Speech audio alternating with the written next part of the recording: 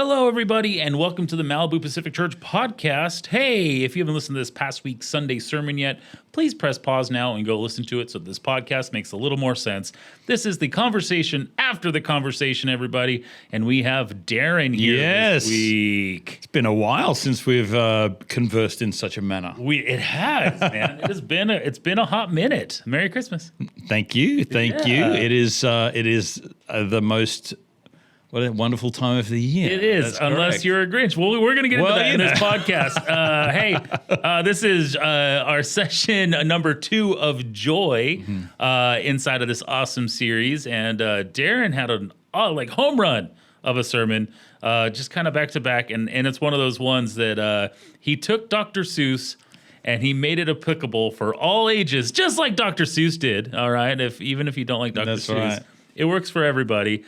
But it was the gospel according to the Grinch. All right, the gospel according to Grinch. Well, not quite, but definitely, yeah. We used it as a little bit of a launching pad and an illustration that kind of helps us to understand, maybe get a view of a different perspective on Christmas, and not just on Christmas in general, but also just on our own frailty, our own humanity, and the way that we respond and react to different things, and how joy is actually a gift from God that He wants to bring into our lives. And not, the great thing about Jesus is that He loves us so much. God loves us so much that He doesn't just leave us how He found us.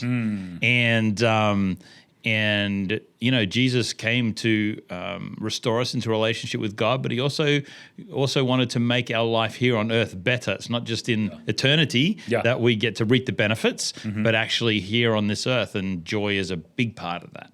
Absolutely, man. That's a really big one. So as you were working towards this sermon, what is it's weird to say the words headspace, but Sure. what are some of the things you do to did you watch The Grinch? I did. This is what I think. Actually, I have 2 questions from the audience, if you will, people. But how did you get to that point of all right, I'm going to watch The Grinch. I'm going to preach the true gospel, but from the Grinch's perspective, not really. But how are we going to talk about joy? How'd you get to that point?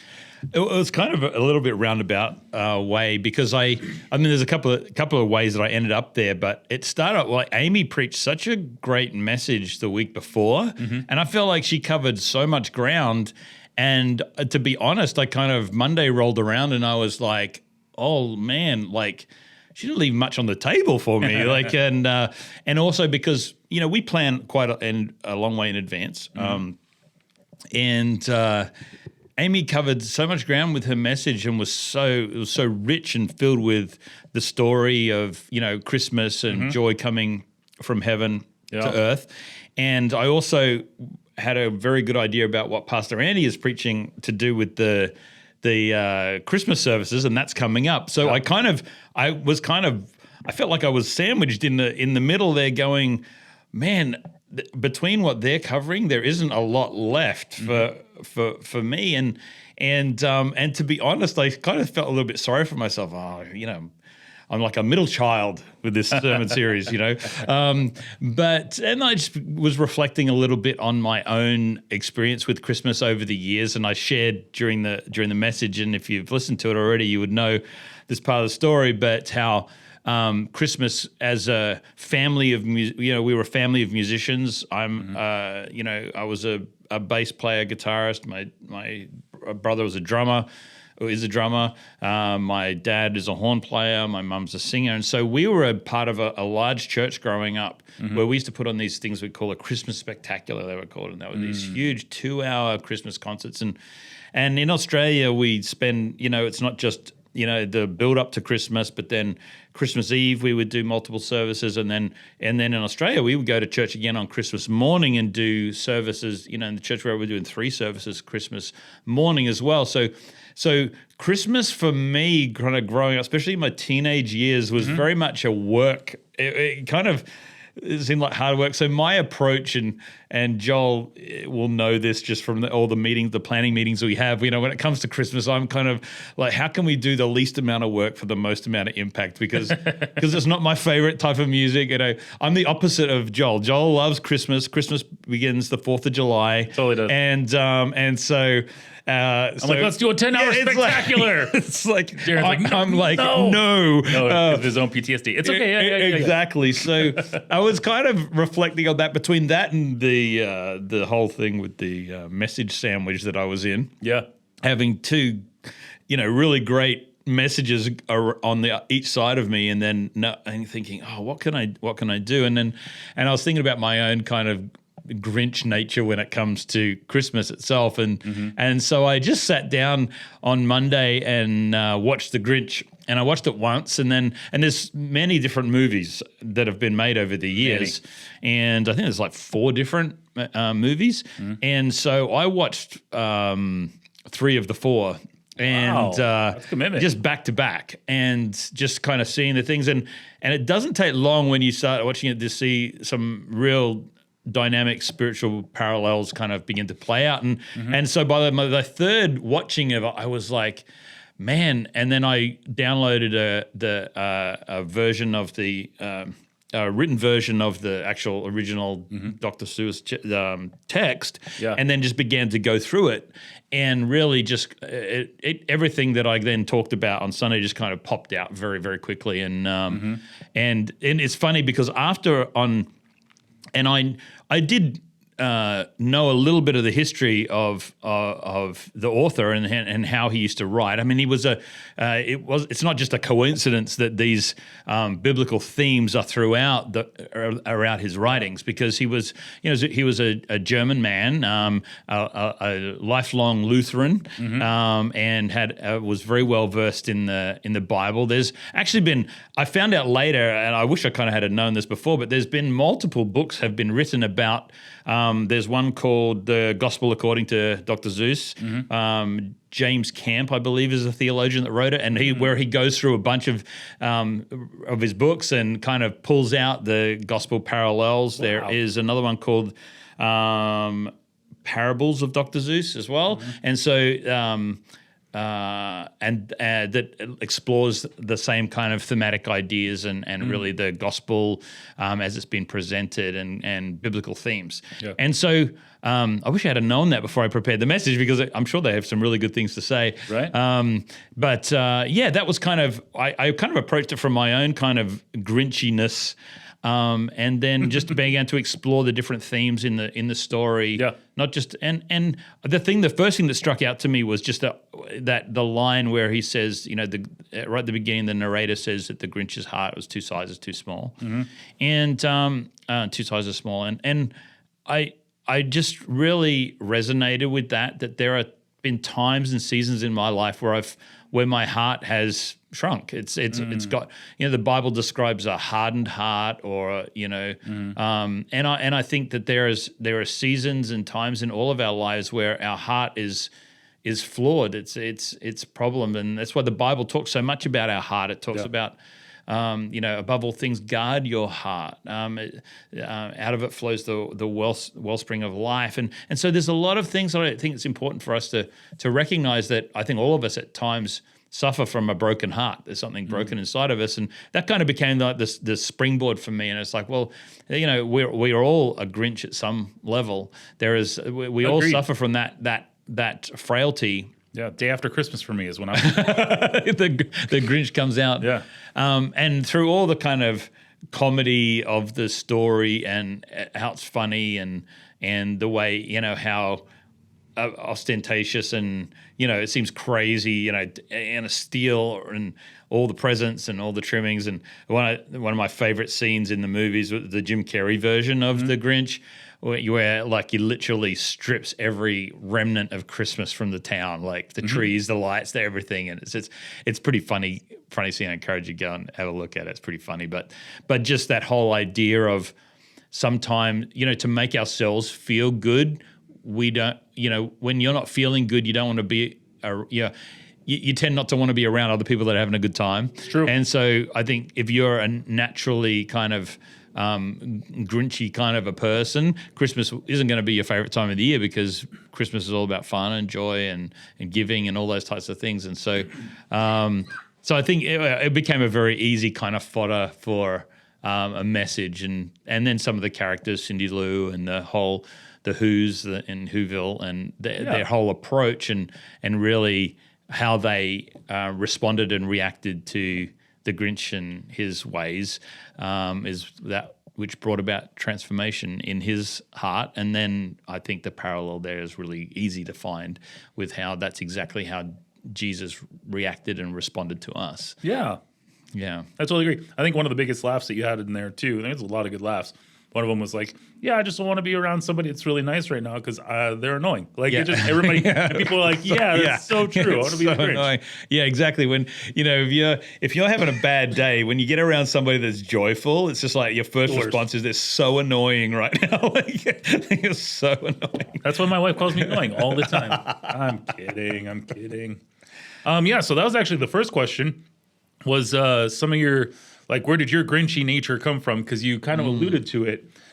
First service, second service, you like just were like, yeah, I feel it. You know, like it was really, I think it was really real, because people in this time of year, I think it's like a 50-50. Like all the people that 100%. I talk to, you know, it's like 50% are in, 50% are out. Yeah. And I don't know if that's like a cultural shift or a dynamic shift, because always in my life, I'm 100% in. It's Christmas. But what do you think that happened? Like why that happened inside of culture, where like Christmas is now just this thing that's like become hardened when it was really supposed to be celebrated about new life and the birth of Christ? Yeah, look, I think, like we could get really philosophical here, but I think, you know, the over-commercialization of Christmas has really kind of taken some of the shine off it.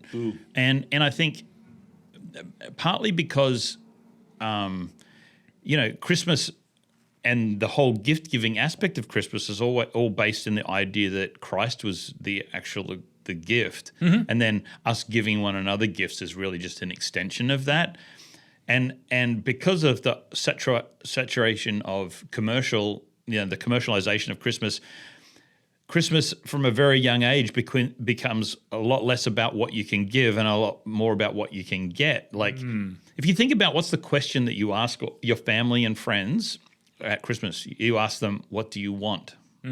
Or what'd you get for Christmas? Yeah, so it's like before totally. Christmas, like, what do you want? That's and true. then at the end, it's what did you get? And so it's kind of like it's all become centered around this kind of this idea, and which I'm kind of not, I'm not a huge fan of it all. So, and whether that's my Grinchy nature or just I'm highly spiritual, no, that's not it at all. But it's just it's not my favorite thing. And it's because I love giving gifts. I'm not great at receiving them.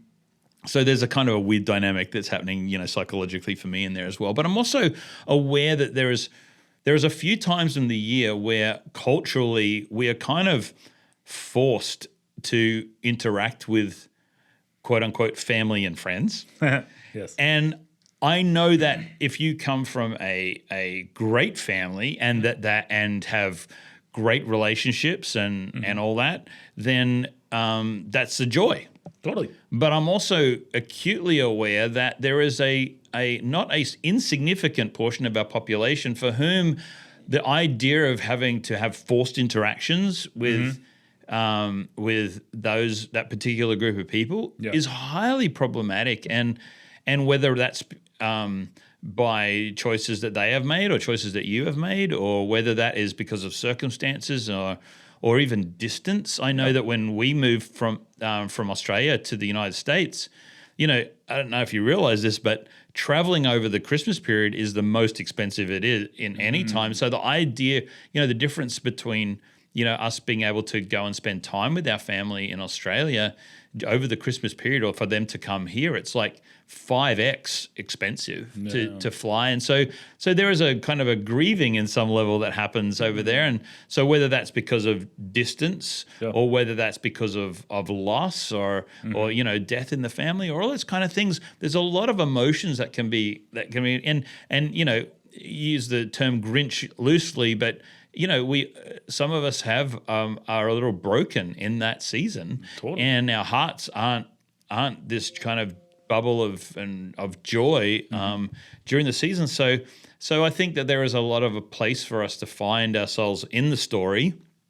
And that's what's great about the story. Whether you got it all together and you are, you may be the Cindy Lou, or you may be, like Joel, who is the mayor of Whoville over Christmas, or whether you find yourself in the place of the Grinch or somewhere in between. I think there's a kind of a place in that story for all of us. And so, that's kind of the kind of foundation piece of it all there. I like that. Yeah. I'm more of a Cindy Lou Who, to be honest. Yeah. I like to see the good in everybody. You and do. On top of that, You do. That's one of my things yeah. I love about you. Oh, thanks, man. That's so good. Well, one of the things I was just really thinking about is that an awesome sermon series. You're asking the question of what did you want? What'd you get? Mm-hmm. What if there's a way that we could shift here at MPC and started asking each other, "Hey, what'd you give?" Yeah. I think that would be pretty epic, to be honest. Like starting conversation with like, "Hey, what'd you give this season?" Like what did you give something, to someone? And I don't know, maybe that's weird, but there's just something in my brain right now. I'm like, yeah, what'd you give? Because I want to ask that to my kids, to be honest. Is like, all right, you're thinking about you're thinking about your presents, that kind of stuff.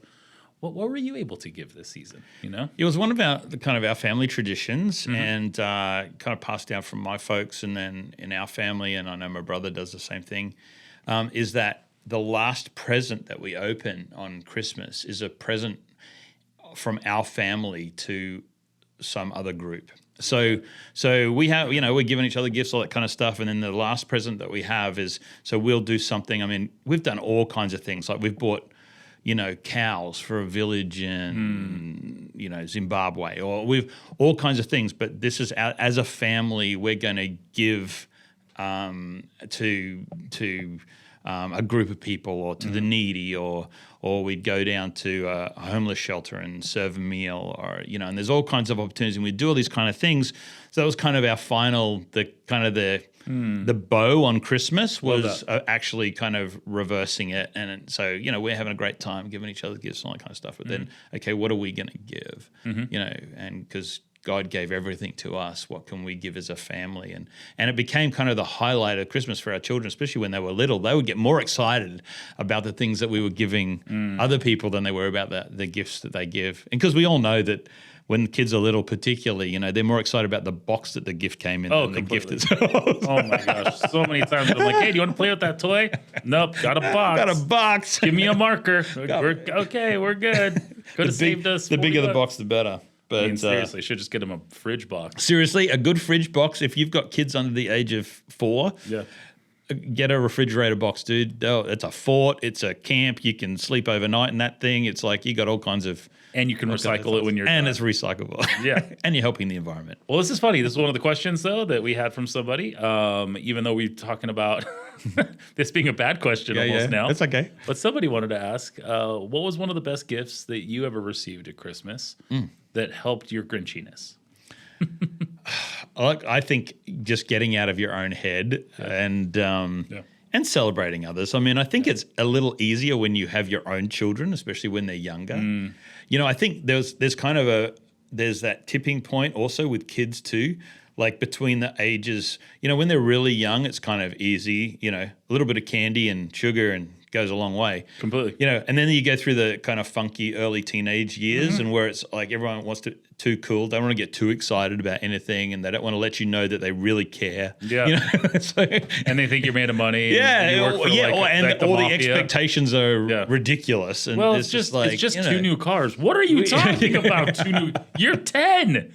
But I think the thing that has always been exciting for me and is always just to get out. It's not it's not about me doing things, especially for your own children, buying gifts for your friends, and then I think doing something that's completely out of your wheelhouse, like doing, whether it was those kind of missions project kind of gifts. The great thing about those, and the thing I love about, there's nothing in it for me. There's nothing in it for our family. Like, we'll never meet these people. Yeah. Like, we'll never benefit from the fact that we gave that village a cow. Yeah.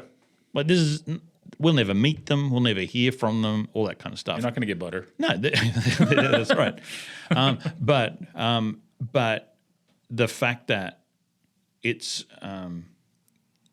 it's distant, but for us incredibly tangible and real, and brings about life change. And it's always, and that's kind of when again, just stepping back from it all, seeing how, for the price of, for what it costs to buy a cow, that's, we spend 10x on that for Christmas. Yeah. And you're just thinking, this is crazy. Like, this is transforming a village, and with just this buying them an animal, and here we are, and we just blow through that kind of money like it's nothing. So, we built bought wells and all kind of, it's just fun to me. So that's kind of, I think, a really helpful, real key. Get myself out of my own head and into the space of other people, and I think that's always a win.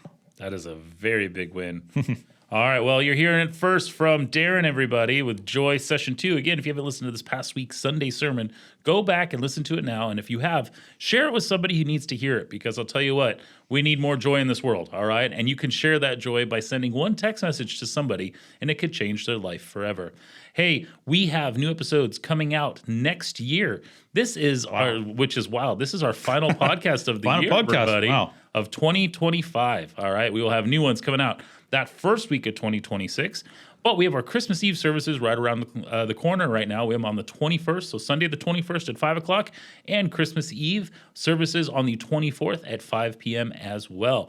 So go to MalibuPacific.church to find out more info about both of those services and how you can be a part of something joy-filled. All right? All right. So with that said, everybody, thank you for tuning in for this year's last podcast. And until next time, everybody, have an awesome Merry Christmas.